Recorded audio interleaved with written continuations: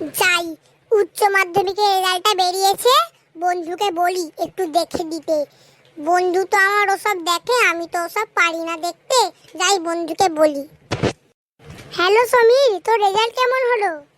Result তো আমার ভালোই হয়েছে ভাই, পাস তো হয়ে গেছি। আমার রেজাল্ট একটু দেখে দে তো। দেখছি দাঁড়া।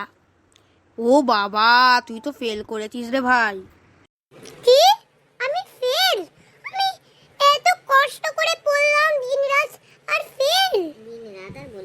দিন রাত আর বলিস না, দিন রাত যে সবসময় মোবাইল দেখো, গেম খেলো, ইউটিউব করো, এইগুলো করলে তোমার রেজাল্ট ফেল হবে না কি তুমি লেটার পাবে?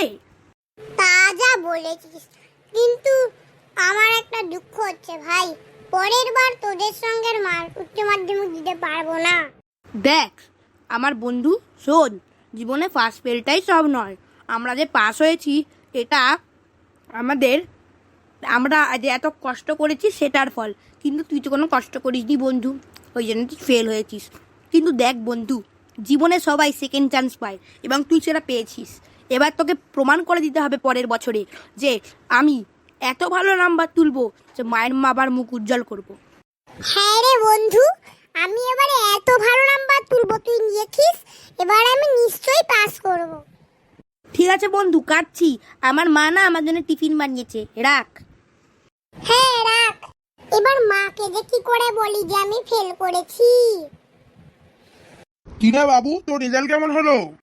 মা, আমি ফেল হয়েছি, কিন্তু মা দেখো পরের বারে আমি নিশ্চয়ই ভালো নাম্বার নিয়ে পাস করব।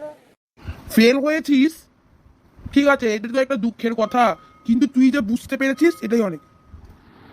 হ্যাঁ মা, দেখো পরের বারে আমি নিশ্চয়ই ভালো রেজাল্ট করব, তুমি কিছু মনে করো না মা। আর কি করব, পরের বছরের জন্য প্রস্তুতি কর, আর সারাদিন এই মোবাইলটা না ঘেটে একটু পড়াশোনাও কর। শুধু এরকম বকলে হবে না, তোকে সত্যিকারে করতেও হবে। ঠিক আছে, আমি রান্না করতে গেলাম, পরে কথা বলবো।